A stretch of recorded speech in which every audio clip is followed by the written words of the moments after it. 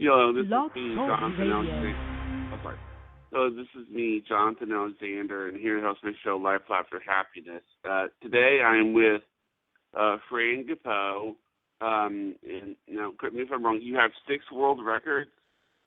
I have 6 world records. I'm most known as the Guinness Book of World Records fastest talking female. And by the way, the last name is Capo, like head of the mob. Capo di tutti, yeah.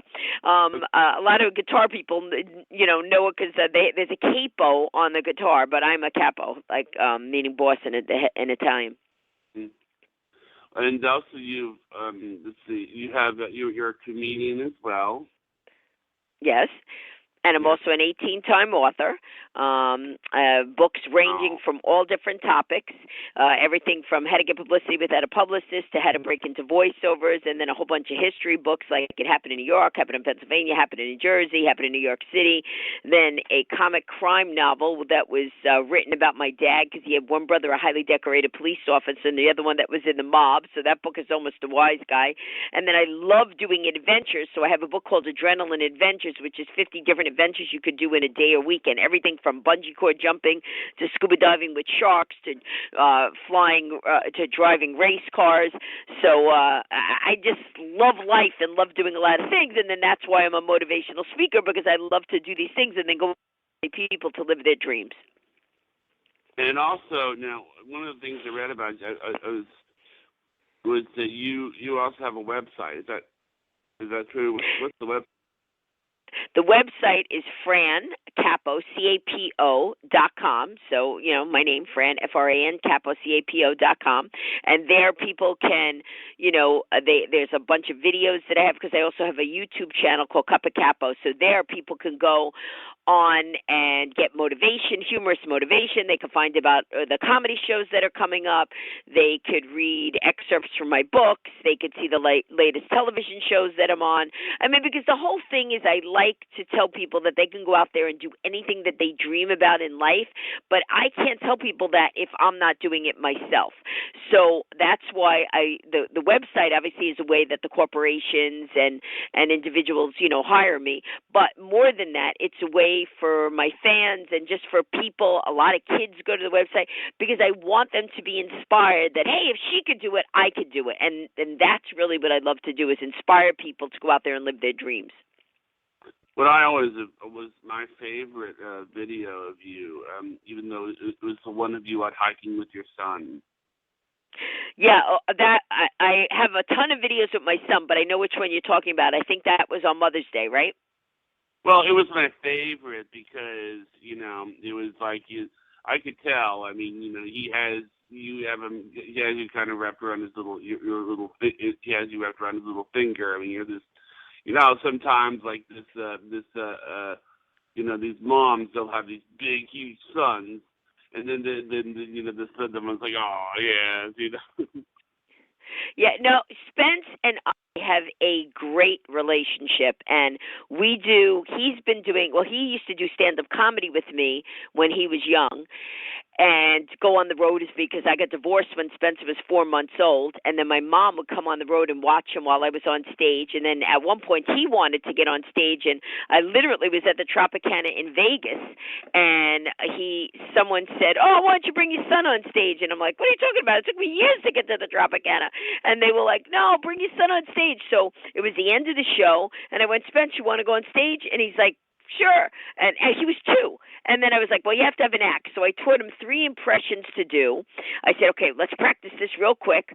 We did. And then I said, ladies and gentlemen, we were going to end our show, but it turns out we have a special guest. And then I said, please welcome to the stage. He's kind of new to the business, Spencer Patterson. And then out walks this little 2-year-old. And then I said, Spence, I understand you have some impressions you want to do for the people. And then he did those 3 impressions. They thought it was adorable. He's 2. He's doing impressions of Sammy Davis Jr. and I don't remember the other 2 that he was doing. And then so he comes off stage and he goes, wow, Mom, they laughed. And then he kind of got hooked. And so when I would go to shows, he would start going on stage together. And then we just, if I'm writing a book, come and take pictures for the book. And if I'm, like when I'm out of town, wherever I am, he'll run the comedy shows for me. So our relationship is really cool. Yet he has his own career, totally his own business called Cell Version, which converts websites into a mobile version of the website, which is where most people are buying things these days. So he's got his own thing. I have mine, but mother, son, we love each other and we help each other out as much as we can. Oh, he sells mobile websites. No, he creates mobile websites. Yeah, like if you have a website, and not everybody's website, when you look at it on your phone, like you have to scroll to the left, scroll to the right, scroll up, scroll down, the words are too crunched. He takes the website that you already have and makes it into a mobile website so that when someone looks at your website on a phone, your website perfectly fits to any phone format. I see.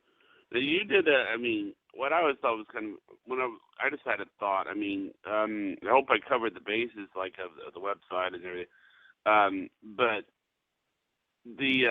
you said that, have you ever had to call 911? No. Yes, I have. How did that go?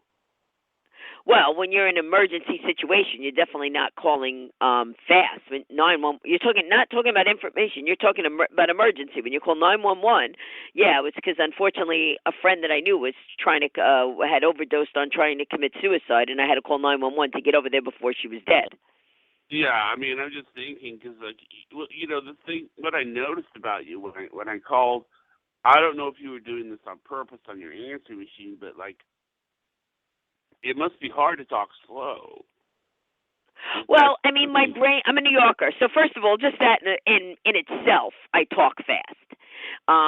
But in general, if it's something that a message I'm trying to get across, like when I'm doing the motivational speaking, there has to be a rhythm to the stories. You can't just race through a story and tell it. Otherwise, the punchlines don't come across. The emotion doesn't come across. So, but in general, my pattern of thinking is a fast pattern, just like, some people who, let's say, were raised in the South, their pattern of speaking is slow. Not their pattern of thinking, but their pattern of speaking is slow. My pattern of speaking is fast, but I also happen to think fast, and that's, also part of my training as a stand-up comic. You can't be on stage, wait 5 minutes to do a response if somebody yells out something. You have to be able to, have a response to say right away, so you have to be, quick-witted and on your feet. But there are times that you don't utilize that skill, when you're trying to explain to somebody, somebody might be dying, yes, you're in a rush because you want them to get there, but you got to make sure you give them a address or phone number or whatever it is very slowly so they can get there and respond. And my son, by the way, is an EMT, so it's interesting that you brought that up. Your son is? He's an EMT, emergency medical, technician. Oh, wow, that's interesting. That is interesting that I brought it up.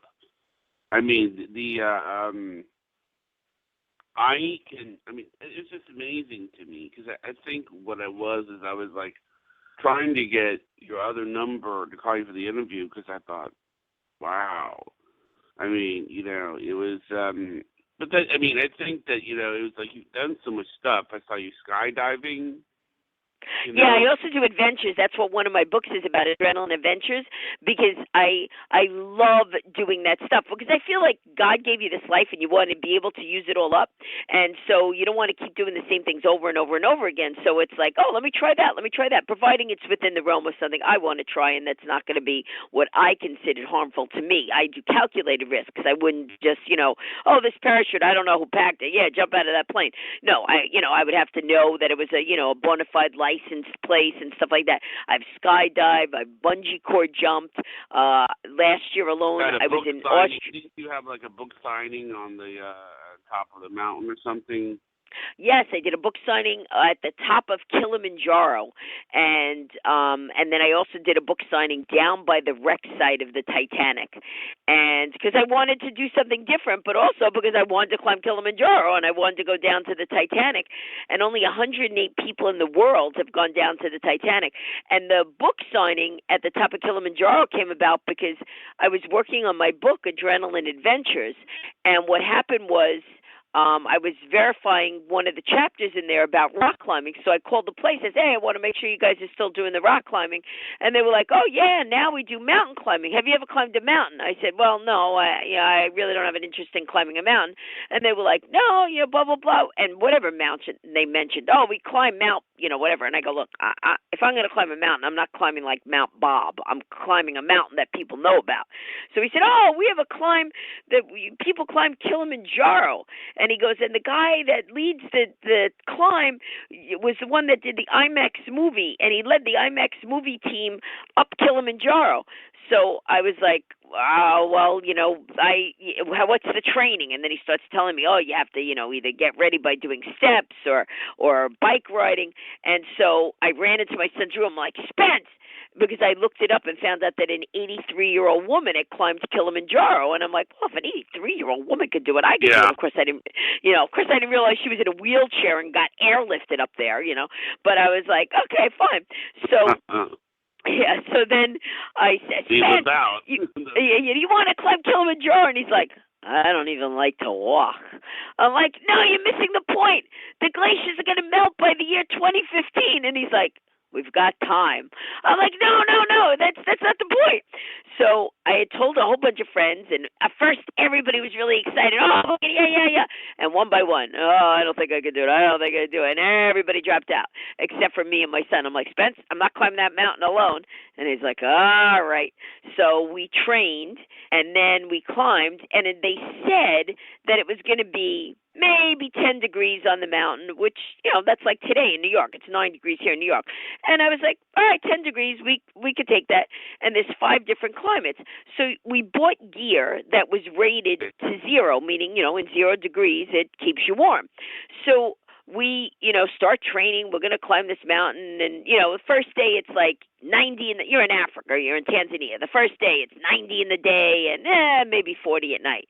Well, then you get to the next climate zone, and then it's like 70 in the day, and maybe I just want to 35 my co-host just called in, so I'm going to let her in now. Okay. Oh, okay, cool. Right. So anyway, then all of a sudden on the night of the summit, it gets to minus 15 degrees with 45-mile-an-hour winds. And so now my son is going, we're climbing the mountain. He's going, we're going to die. I'm like, we're not going to die. He goes, we're going to die. I'm like, we're not going to die. And then I'm thinking, we're going to die. What are we doing up here? Anyway, we did it. And then while we were up there, we lined up. And there's a picture on my website at francapo.com. There's a picture at the website that shows everybody lined up, because when people got to the top, I'm like, hey, what are you doing up here? Why don't you buy a book? So I was in a chair with a bunch of books. People lined up, bought the books. I autographed them, and I came back down the mountain. Good. Okay, I wanted to introduce you to my co-host. Linda, are you there? I am. Yeah. Hi, how are you? Good, Linda. How are you? Awesome, thank you. Welcome to the show. Sorry, I've missed a few minutes of it. My car broke down with the battery. Battery died. Linda's a writer herself. She wrote a book called The Caveman Formula. Very cute. I like the title. And it's her website is on my is on the description of the show. I gotta say, it was amazing. DT. I was telling DT Fran. that. Oh. Yeah, I was telling Fran. I was telling Fran that when I called her, there was another number that you reach her at, and I couldn't get her to understand the number. I guess, were you doing that on purpose with your answering machine? No, actually, that's why I repeat the number twice. I go, I say the number and then I say it again so that people can get it the second time if they don't get it the first time. I've actually never had anybody, I guess if you're not expecting it maybe, but I've really never had anybody where they haven't gotten the number. They've gotten the number, they called me, and you texted me, so obviously you got the number. No, I'm talking about the other number. The other number that you give on your answering machine, the one that you use for emergencies, if it's work related. That's my cell phone number, which is the number you texted me on. Okay. All right. Did you want to try the demonstration now? Sure. You want to do that before I explain how I got the record? Yeah, we could do Sure. that. Yeah.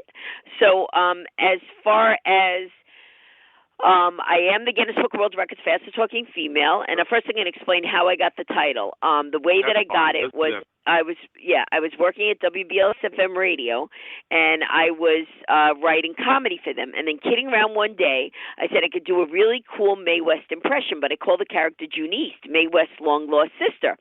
So all of a sudden, the guy flung the weather and traffic copy at me, and in radio, when the red tally light comes on, you have to start speaking. So I was like, "Oh, today the weather and traffic is," and in the 30 seconds I happened to do it, a lady from the Daily News was listening, and she was like, "Oh, I'm doing a story on weather and traffic, people. How long you been doing it?" So I'm not going to tell her 30 seconds. So I said, "Oh, I've been doing it a while." And so she said, "Well, what are you planning on doing next?" I didn't have a next, but I had a lady from the Daily News. So I said, "Oh, I'm thinking of breaking a world record." And she's like, "For what?" But I didn't have a for what. So I was like, "Well, I can't tell you because it'll jinx it." She goes, "Listen, the article has to go in at 6 o'clock today. If you decide that you want to let me know, give me a call." So I run out, buy a Guinness book, start looking through it. And I'm like, well, people always told me I talk fast. So I called her up like 5 minutes to spare. I said, "All right, I'll tell you, I'm thinking of breaking the world's record for fast talking." Now, I had not practiced this. I had no clue what I was saying, and so she said, "Well, what's the record at?" I said, "Well, the record's at 552 words a minute." And she said, "Well, what are you at?" And I didn't know what to say, so I said, 550. I said, "Those last two words are a killer." Well, she prints it in the paper, and the very next day, the Larry King Live people call me up and ask me to go on the show and break the record. And at that time, Larry had not been on television long yet, so I didn't know who he was, and all I heard was cable, and I'm like, "Hey, is this some kind of porn thing?" And they're like, "Oh, honey, no, this is a national show." I said, "What if I don't break the record?" They go, "Larry doesn't care whether you break the record or not, just because you try it on a show first." So I called up again and said, "What do you have to do?" They said something from Shakespeare in the Bible. Me and Shakespeare never got along, but I had a sound from the Bible that my mom had taught me. And then I was practicing it, and I went on a show, and at that time, I broke the record doing 585 words a minute, and then I re-broke it at the Guinness Museum in Vegas doing 603.32 words a minute, which is 11 words a second. And what I did was I did the 91st Psalm. That's how I broke the record. Right. But on stage, when I do stand-up comedy, I'm not going to start doing a prayer from the Bible. So I do this thing called Evelyn Wood reading her kids a bedtime story. And cute. So I go, "Okay, kids." Yeah, right, exactly. Some bedtime story. Okay, kids, mommy's going to read you The Three Little Pigs. What's the time the three little pigs? One little pig like to sing, the second little pig like to dance, the third little pig like to sit and think. Then a big wolf coming, little pig, let me in. Up a bitchy chin, up a place in South What's the next thing's house? Little pig, let me in. Up a bitchy chin, South West, into West, got some in a claim on the chimney pigs out of bite of only one, the wolf and the wolf soup. Tomorrow, war and peace. And so, yeah. That's adorable. I love that. Thanks. And it's so funny because my kid goes, "That's it? I'm not going to bed now." It's like that. That's not putting him to sleep.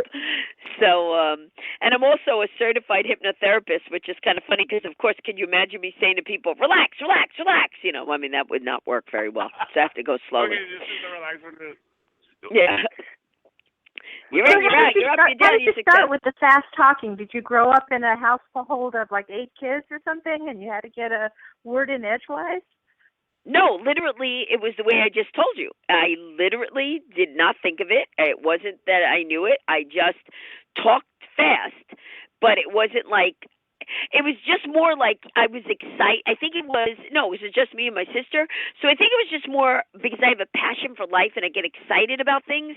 And so when I get excited, I want to explain to the person what I'm going to do, but I don't want to take so much time explaining it. I want to go do it.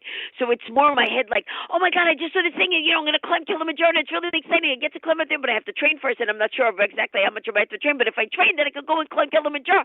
And because I was just always so excited about saying the thing that I wanted to do, I wanted to get it out.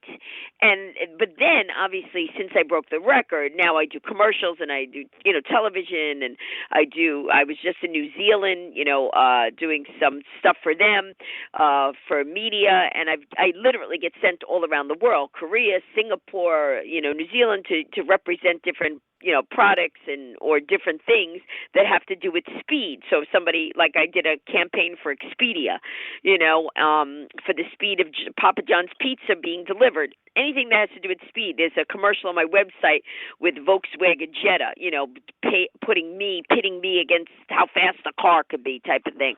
Oh, and, yeah, I think I saw that. Yeah, it was. Yeah, that's a cool commercial. I love that one. When you did the Three Little Pigs just now, was that the demonstration or? That was the demonstration. Yeah. I was like, man, that was fast, because I was like, whoa. I mean, you said now, tomorrow, War and Peace. I was like, whoa, that's the entire. Wow. Three Little Pigs. Obviously as a performance piece, not necessarily as I'm going to break a world record piece, because that only the machine called the lexicon compressor takes the word, slows it down, but doesn't distort it like a tape recorder. And then they have an Olympic timer time you to the 100th of a second, and then they have a speech analyst analyze every single syllable. So it's not like you just speak fast and they go, oh, wow, that was fast. They have to verify that you're saying every single syllable, not just words. That makes sense. Yeah. I was. Do they have to slow it down in order to verify the words to make sure you're saying the correct words? Yeah, that's what I was saying. They have that machine called the lexicon compressor that takes the words and slows it down, but doesn't distort it like a tape recorder, to make sure that every single syllable is there. Right. So have you ever had a match off with the fastest guy talker? Well, they used to be, and I don't know if you guys remember. Do you remember there was a guy? It was the Federal Express guy, and then he also did Minute Rice, and John Machida. So he's the one whose record I beat. Now Guinness, when they have records, if you even watch ever the Guinness show, whatever, when they have records, it's never a competition against someone else. Your record is always a competition against yourself or a record that's standing, but they're not going to. Although Guinness at one point did have a talk off because they were doing a media thing, so it was kind of like let's show for the media a talk off. But because he and I were tied as individuals, so to break the at the Guinness Museum in Vegas, and then I won that record. But I still. But anytime you see the records on Guinness, it's always just that one individual doing it, because that's what Guinness is about. It's just personal best achievement. Got it. Have you ever done like a skit where you and that Federal Express guy play a married couple? That would be something. It's funny that you say that, because I've pitched that type of thing, but at one point to him, and then he goes, oh, I work alone. But I actually pitched a concept that I thought would be funny before, where that we would have, I pitched it to Saturday Night Live, that was one place, and then I had pitched it to a phone company where it would be the husband and I on a phone, and us both saying, like, honey, I got to go pick up the kids, and then him saying something back, and because we were worried about the rates, and then it would end with, whatever company, at MCI, you don't have to speak this fast to get good rates. And that was the tagline. That's a great tagline. I was thinking more along the lines of a hidden camera situation. Like, what you could do is you could be on the airplane together, and then you say, you mean like on a prank show? Yes. I've done that. Yeah. I did that on Nickelodeon. Nickelodeon had me do one prank was on kids, and then the other prank was on, actually both pranks was on kids because it was on Nick. And the first one was that no one knew, obviously it was a hidden, camera show. It was called, what was the name of the show? I don't remember. But anyway, so the kids were brought in to the library for supposedly reading time, and they were going to be read a story. They obviously did not know I was the fastest talker. So there was a group of kids. They were age 4 to about 7. So I started very slow. Hi, kids. How are you? Good. Oh, do you like stories? Good. Well, I'm going to read you whatever it was, Little Red Riding Hood, whatever it was. Obviously, the Three Little Pigs was one of them. And so I said, I'm going to read you. So I start out really slow, like, once upon a time, there were 3 little pigs. And one little pig liked to sing, the second little pig liked to dance, and then I'm turning the pages really fast, and the little kids are just like looking at each other, and I go, did you like that story? And they're like, It was too fast. What do you mean it was too fast? No, I was just reading regular. Well, can you read it again? Okay. And then I would start slow and then read it fast, and then I would go, how about we try a different story? And then the kids were like, well, it's too fast, and stuff like that. And then I did another prank. Well, actually, the second prank was not a fast-talking prank. The second prank was us feeding them horrible-tasting candy and pretending that the candy was the best thing ever, and seeing if the kids would actually admit, because they were pretending they were auditioning for a commercial, if the kids would admit that the candy was horrible, or if they would pretend that the candy was good because they wanted the commercial. So that was the second prank that I had done. And then, but I was hired by the Martha Stewart show to play a prank on Martha Stewart, where I was placed in the audience, and unknown to Martha, and it was on April Fool's Day, the two guests of hers, it was some cop show, and I don't remember, it was a black cop and a white cop, and they on the TV show, and they were both partners or whatever. So they were in on the fact that I was the fastest talker. Martha wasn't. So Martha has this thing, at least she did at the time I did the prank, where they would ask somebody in the audience if they had any decorating needs that they needed. So I was supposed to be one of the people that they asked, oh, we understand that you have a new apartment. And my instructions were that I was supposed to ask for things so fast that Martha wouldn't know what I was asking for. And so the two guests were in on it, so they knew what I was asking. So they were going to go, oh, that's simple. So to make Martha go like, what are you talking about? And that was what we did. Now, people sitting to my left and right, obviously, I was told that I had to convince them that I was an audience member. So that was the whole thing. I had to say, oh, how does Martha pick people in the audience? And they were like, oh, I think it's predetermined. And I'm like, oh, good. Then I'm not going to get picked on, because I'm so nervous when I talk fast. So I would never want to get picked on. And then, and then so then afterwards, when they did the reveal, this is really Fran Capo, the fast talker, the two ladies on the side start hitting me. You made us believe that you were really just a blah, blah, blah. And they start kidding and smacking me and stuff like that. And it was really funny. And then I did one, which is which is on my website, where I was hired to play a prank on the gynecologist on the show, The Doctors. And I was supposed to call in with a question, and the goal that the director wanted was for me to make her ask, I'm sorry, can you repeat that? And so that was the goal. And so she repeated it 3 times, and on the third time I went, you know what? I really don't have a problem. I happen to be the fast talker, blah, blah, blah, blah, blah. And then that was the reveal. So